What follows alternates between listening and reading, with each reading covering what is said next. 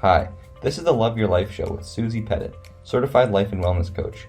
Join Susie as she helps you with your wellness and mindset so you can live a life you love. Let's go, warriors! Warriors, welcome, and thank you so much for clicking play and tuning into the Love Your Life Show. I am so grateful for you and your willingness to open your mind and your soul and work on your growth and expansion of yourself, to heal, to break generational patterns. You might be feeling a pull to be a better parent, a better partner, a better friend, a better version of your awesome self. And we know that in order to do that, we get to learn and continue to educate ourselves. It happens from the inside out, not the outside in. And just because we're not in formal education anymore, that doesn't mean our learning and expanding stops. Or at least it doesn't for people who listen to this show. And so I thank you. I see you, and I thank you for showing up. I'm on this path with you. I'm enrolled in Earth School also and becoming the best version of me. So thank you for showing up. And question for you, did you do your homework from last week? Did you allow yourself at least 1 minute to brainstorm what you actually want? What you want, not what your kids want, not what your parents want, not what your husband wants, but what would you want? What do you want? Remember what I said about the future store? Like, what would you get from the future store if you had no budget, no limiting beliefs, no one telling you that's not possible for you? Did you let yourself want what you want? Have a little bit of space in your brain to think about it? Or maybe you're getting a little more clear on knowing what you don't want?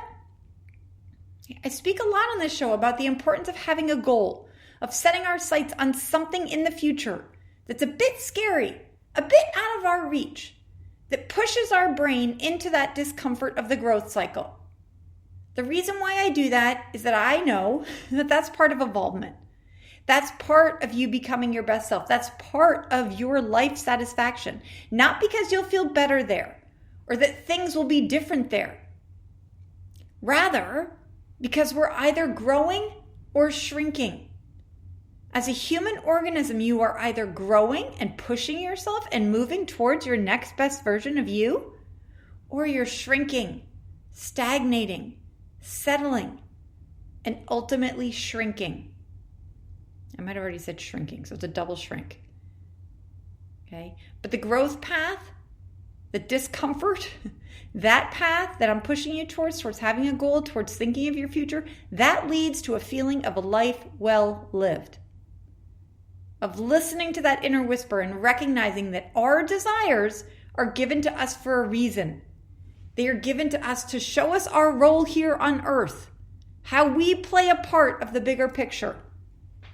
Not everyone has the same desires as you. And so when you ignore your unique desires, when we let other people's opinions of what we should be doing, or if we let our own lazy brains, inner critic, take over, we sidetrack our goals and our progress. This leads to feeling flat, feeling like we're running someone else's race. I talked about the treadmill last week, like you're on the treadmill, someone else has set for you. This feels like we're doing everything else everyone else wants us to do. Why aren't we happy? And it's my experience that at some point we get to a place where we begin to understand that it's not about other people being happy with our decisions. We reach an understanding that what people think of what we're doing isn't as important as what we think of what we're doing. Those people are not in our head. They're not in our head at 3 a.m. in the morning when we wake up. They're not us. They have their own dreams and desires and futures to craft. Sure, you doing XYZ might make their path to their dreams easier and faster. So that's why they might be speaking up and being like, do this, Susie. But that's not why you're here, to help them reach their goals. You're here for you. You're here to do what your desires and your dreams, they are planted in you for a reason. And if we all dug into what our special warrior talents and desires are, we rise together. And that's what we're here That's what we're focusing on in this sort of segment of the show, or the series of the show. We're going to continue to do last week's homework. Today, tomorrow, heck, for the rest of your life. Continue to check in with yourself. Continue to take learning about yourself and what you want and what you don't want very, very seriously. Leave space in your week to listen in to what that inner whisper, that inner warrior is telling you. To answer the question of what your ideal day looks like 6 months from now, 1 year from now, 6 years from now, 16 years from now. Yes, it may be scary, yet I promise you the reality is far scarier. The reality is getting 16 years from now and realizing we've been living our life on repeat. That we've been settling, stagnating, stalling, moving in the safe way, running someone else's race, living according to what other people want and expect from us. And so this week, I want to bring attention to what gets in our way of moving forward by teaching you about 3 different inner voices. So we take our lessons from last week in the Future Store and we continue to do that work.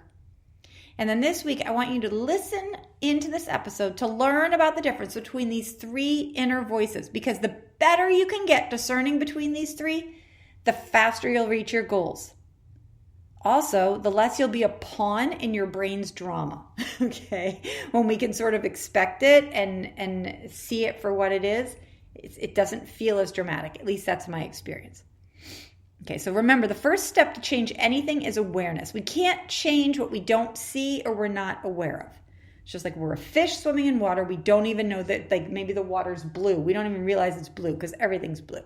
So part of this first step is putting on your kind detective hat and beginning to become aware of what is getting in our way. We have those dreams that we had from last week, the future, and we're like, oh, this will be good. And what is getting in our way? And the main thing getting in our way is between our own ears. Okay, this week, I want you to learn the difference between 3 different voices in your head between those 2 ears. And remember that the thoughts that we're thinking often sound like voices. They're sentences in our head. And we have 3 different drivers feeding us sentences in our head. The 3 I want you to pay attention to and get to learn a little better about is the inner coach, the inner critic, and the inner rebel. In learning about them, you gain power to move quicker and with less resistance towards your goals and living a life you love. You can't see what you can't see, what you don't see. You can't see what you don't see. You can't change what you don't know about. So let's learn about it. First, a quick refresher on the brain's motivational triad. Our brain's job, this was a big aha for me when I first learned it in my studies, that our brain's job is not to keep us happy, it is to keep us alive. It actually doesn't care if we're happy. Okay, its job is to keep us alive. It doesn't care if we reach the end of our life feeling satisfied and content. No, it wants us alive. And so it has a threefold desire to seek comfort, avoid pain, and conserve energy. If this is your first time hearing about the brain's motivational triad, please get my podcast roadmap at smbwell.com/roadmap, because moving through that in itself will change your life and get you to see things differently. Okay, for now, keep listening. Whether you haven't heard of that before or you have, let's keep listening, because what we want to be aware of this week is that our brain's motivational triad encourages us to avoid our dreams. It doesn't want us to take the growth path. It doesn't want us to journal about our future and think of new ways to do things. That's scary. Our brain wants us to stay on the fast treadmill of our life that someone else has set up for us. They're like, no, we've been here, done this. We know how to do this. We'll keep you alive. Okay. And so with that knowledge as our backdrop, knowing of the brain's motivational triad, that it is not motivated to make us happy, it's there to keep us safe, I want to dig a bit deeper. Okay, dig a little deeper than our wiring that is present in every single operating human on the planet, which is the brain's motivational triad. What I want to focus on today is your own unique wiring that in addition to that motivational triad, you've been building this and growing this wiring since you were around age 2. And learning to spot the wiring and discern between these 3 voices, the inner critic, the inner rebel, and the inner coach, is where your power lies. So let's start with the most fun, the inner coach. Okay. The inner coach is the voice in your head that sounds supportive and kind. If you've worked with me one-on-one or in my groups, it can sound like my voice. I can't tell you the number of times I have clients say that they heard me in their head or they hear my voice in their head. That's a good thing. Okay? It is a supportive voice. A you can do this voice. The inner coach says things like, yeah, this is hard. I know. And you've got this, honey. Inner coach might say, what's your next step? You're doing a great job. Feel the fear and do it anyways.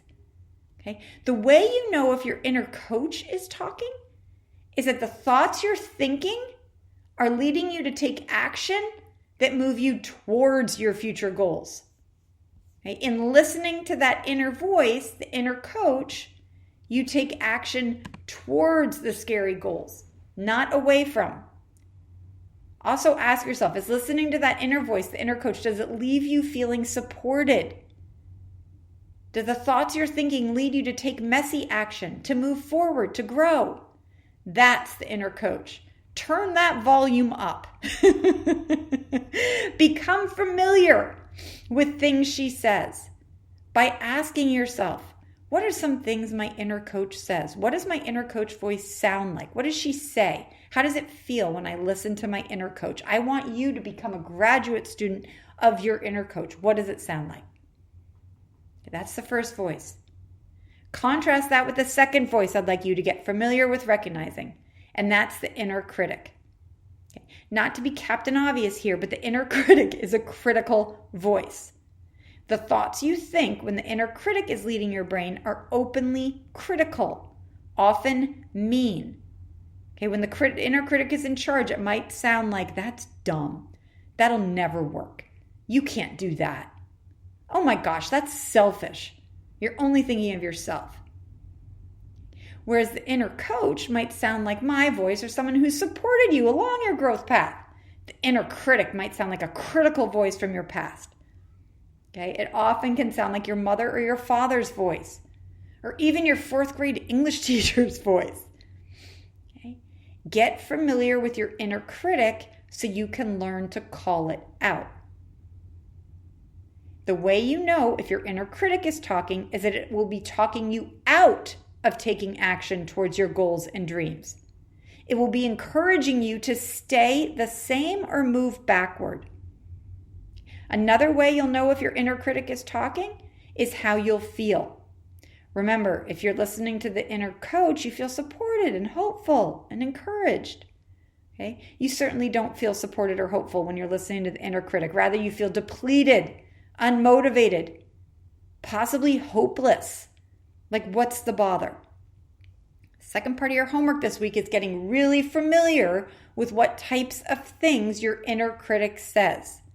They might actually be words that came out of your mom or dad's mouth at one certain time, or your teacher, or your, all of that. We want to get familiar with it. Remember, we can't change something we don't realize is going on. And so when we can begin to realize what's going on, we can begin to change it. Okay, and again, when our inner critic is in control, it is thinking thoughts that feel negative, unmotivating, uninspiring, and lead us away from taking action towards our goals. Okay, so what are some things your inner critic says? Who does your inner critic remind you of? What does that voice even sound like? And finally, the third voice, the inner rebel. Okay, I'm going to spend the most time here because for me, this voice is the sneakiest. This is the one where I see clients and myself getting into the most trouble. I view the inner rebel as the brain's attempt, like the final attempt to throw a grenade out when it's feeling desperate. Like when I've recognized the inner critic, have ignored it, and I'm about to take action towards my goals, which remember goes against the brain's motivational triad. Okay, that's when the brain turns up the volume on this inner rebel.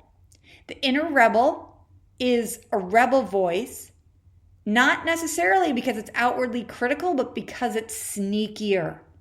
It works against your goals still. Maybe I should call it the inner sneak. But I like the rebel because in thinking of it like a rebel, it alerts me, first of all, something is wrong here. Like this isn't just something sneaking we want to let sneak around. This is something we want to find out and throw out of our head. Okay? So when I think of it as a rebel, something that's going against, I gain clarity when I hear it to see that even though it's softer and even though it's not as critical, it is still trying to get me to move away from my goals, away from my future. It's not moving me towards my goal like the inner coach voice would.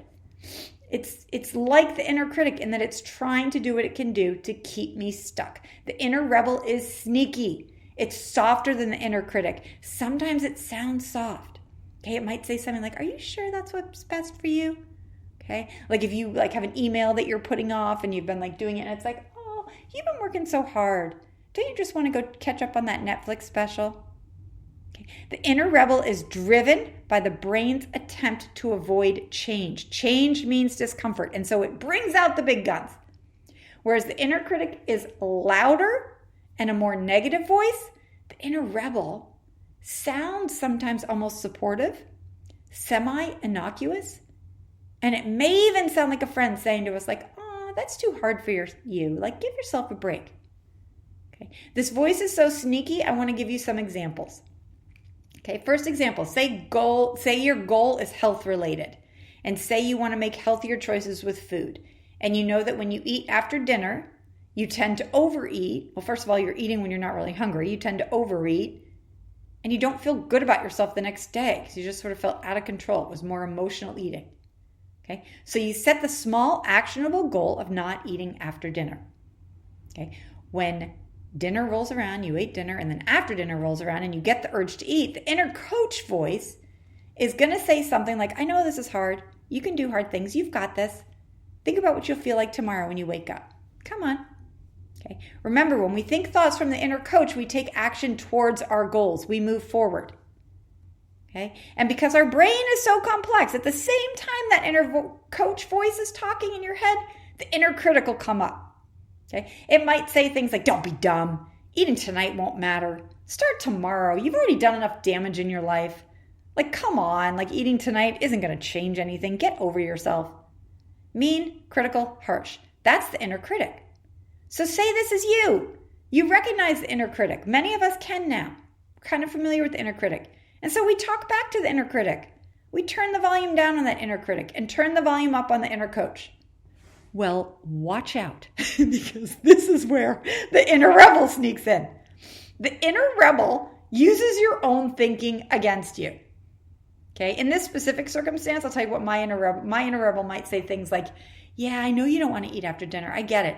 But you know what? You didn't have enough protein today, so how about that handful of almonds?" Okay, or maybe it says, "Yeah, I know you don't want to eat after dinner, but you can eat that apple. It's not the same as eating that dessert that everyone else is having." Or it might say, "Yeah, I know you didn't want to, but you've had a hard day. One day won't matter so much. Come on, girl. Do it tomorrow." Okay, that's the sneaky inner rebel. We make a decision with our adult brain, in this case, the decision is that we don't want to eat after dinner. And in the moment, our inner rebel or our child brain pipes up and tries to override it. Okay, think of a toddler. It truly is the difference between that cognitive part of our brain and the child. The impulsive part of our brain that's like, no, wait, hold on. Trying to get us back. Choosing to not eat after dinner when you've been used to eating after dinner feels hard to the brain. And the brain doesn't like hard. So if you ignore the inner critic, the brain gets desperate and fires up the inner rebel. And the inner rebel uses your own thinking against you. Okay? It's so interesting. For me, it knows protein is important to me, so it throws that in. It isn't as harsh as the inner critic, but it's sneakier. Can you see how it's softer? It actually might help you to think of a toddler as it truly is toddler-like, the more impulsive primitive part of your brain that's trying to talk you out of forward action. So example number 2, say you're going to Target and you tell your 8-year-old, "Hey, we're here to get a gift for Joey. We aren't getting anything for us today." I just want your help picking out a gift for Joey's birthday or whatever. Okay. You get into the toy department and they see that Lego set they really want or that doll they really want. Your child might do the sort of inner critic, but it's outward to you. It's like, why can't I get it? You're so mean. You're the worst mom ever. Come on. I don't have enough of these dolls. Why does Joey get it? Okay. That's sort of that equivalent of the inner critic. Okay. And yet as a parent, I can usually hear that and be empathetic and be like, yeah, like I expect that. But what usually got me was the sneakier voice when they'd say, oh yeah, I know mom. I know you said like we're here for Joey, but like they have this Lego set and I haven't seen this one yet. And you know how Legos are good for my brain? Or my kid might say, yeah, well, if you get me this Legos, I'll share my older Lego set with my brother. That would be a good experience. Okay. Notice how both tacks don't move you towards your goal of not getting anything other than Joey's birthday gift. Yet they're sneaky. Okay, one seems softer and more believable.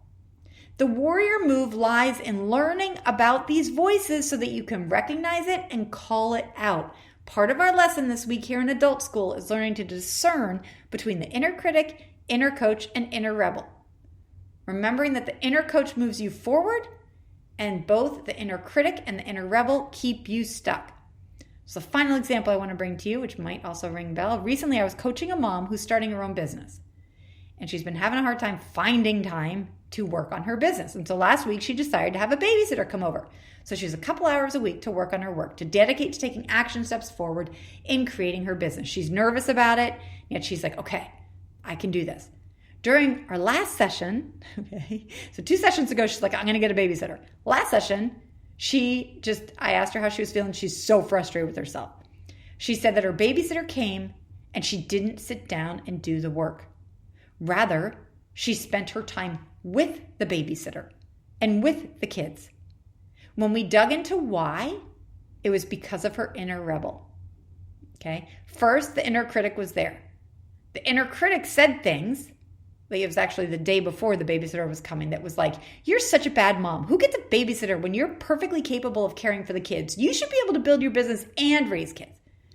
Like things like that. She could recognize that as a mean inner critic and a mean voice from her past, turn the volume down, and she scheduled the babysitter.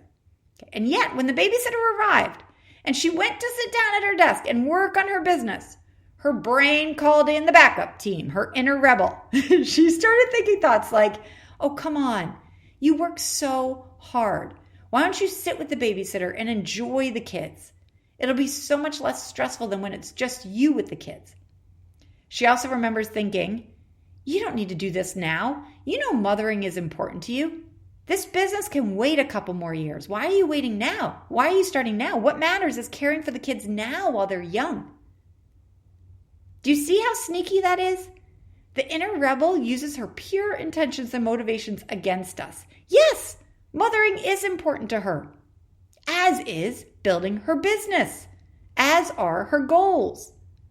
Okay, she's good at mothering. For a while, there was a stretch when she was stretching another direction and trying to learn how to be good mothering, and her brain was uncomfortable with that growth. That's the growth curve. Okay, and now it's on to something else. It's like, I want to do that and so it throws in the inner rebel and the inner critic. Both are the same. They have the same intention to keep us stuck.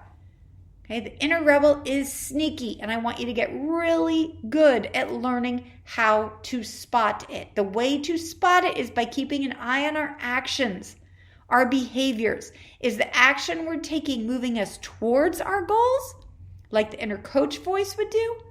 Is it moving us towards the life we want to be living? Or is it moving us away from it or keeping us stuck, like the inner rebel and the inner critic?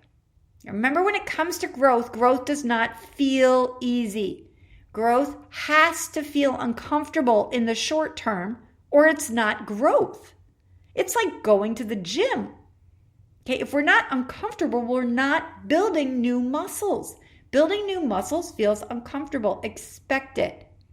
Okay? Eating after dinner or sitting and playing with the kids and the babysitters feels so much more comfortable in the short term. Short-term ease. Yet we know, I speak all the time on here about the secret to life satisfaction, getting comfortable with discomfort. Short-term discomfort leads to long-term life satisfaction. Saying no to the almonds after dinner, or sitting at the desk to work and saying no to joining your kids, sitting at the desk when you can hear your kids in the background. That's the warrior's path. That's the growth path. The difference lies in how you feel the next day, the next month, in 16 years. When we leave the gym, how do we feel? When we wake up the next morning without having eaten after dinner, how do we feel? When we get up from our desk at the end of the babysitter's time, how do we feel? It feels different, and that's growth. So please pay attention. Get really comfortable. Become the student. The third part of the homework this week is get comfortable. What are some of the things your inner rebel says? How does your brain use your own best thinking against you? The better you get at thinking in these things ahead of time, of spotting them, the better you'll get at spotting them in the present and stopping the pattern. That's our work for this week. To educate ourselves as to what these different voices are prone to say. It's actually not that hard once we're on the lookout for it. I almost laugh at it sometimes. Remember, I always like thinking of the brain like a computer, and your brain has certain software running. Okay, so I have inner coach software that I've gotten really good at spotting. I have inner critic software where I'm like, oh, you again, that message? And now I'm getting good at spotting my inner rebel programming. Okay, figure it out.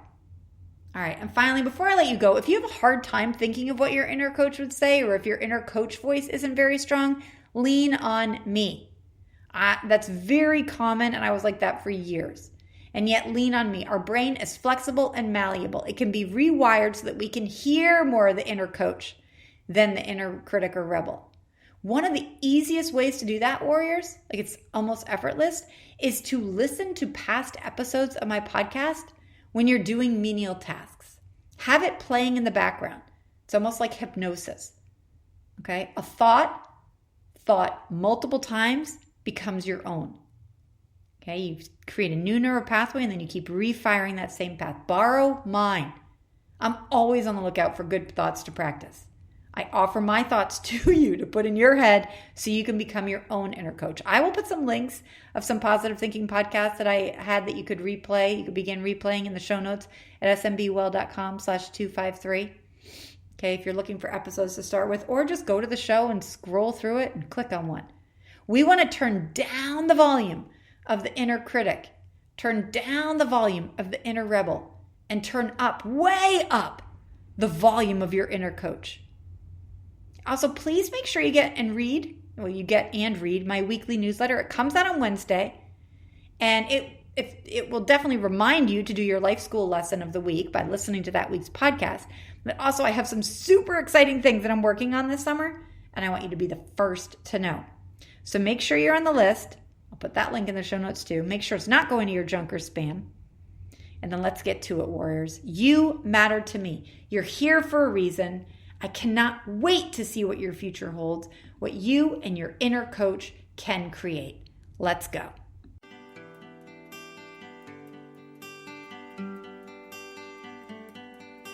Thank you for listening to the Love Your Life show. If you want to hear more from Susie and support the show, be sure to subscribe to this podcast on iTunes. Also, leave a review and share this podcast with friends and family. Go get 'em, warriors.